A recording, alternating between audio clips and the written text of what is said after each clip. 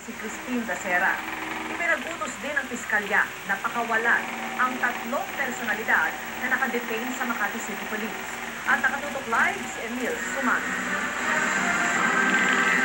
Emil.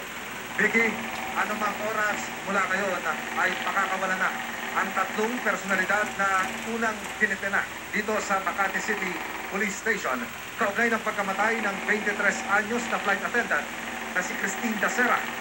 Yan ay matapos ipag-utos ng Office of the City Prosecutor ng Makati City.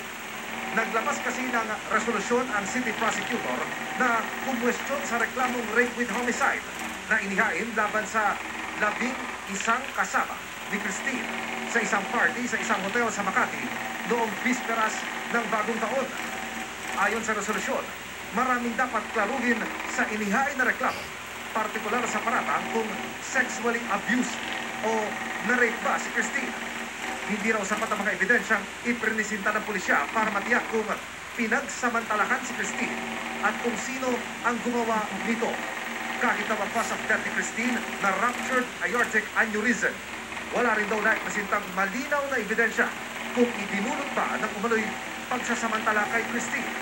At kung pinatay daw si Christine, kailangan din daw matukoy kung sino-sino ang mga responsable rito sa pamamagitan ng karagdagang ebidensya.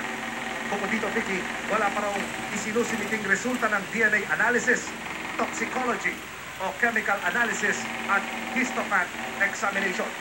Dahil diyan, kailangan daw munang magsagawa ng preliminary investigation.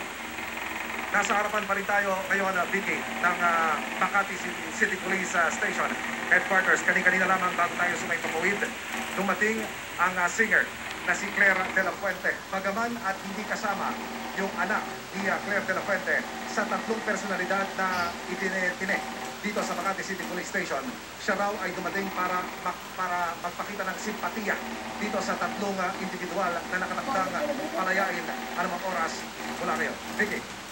Maraming salamat sa iyo, Emil Suman.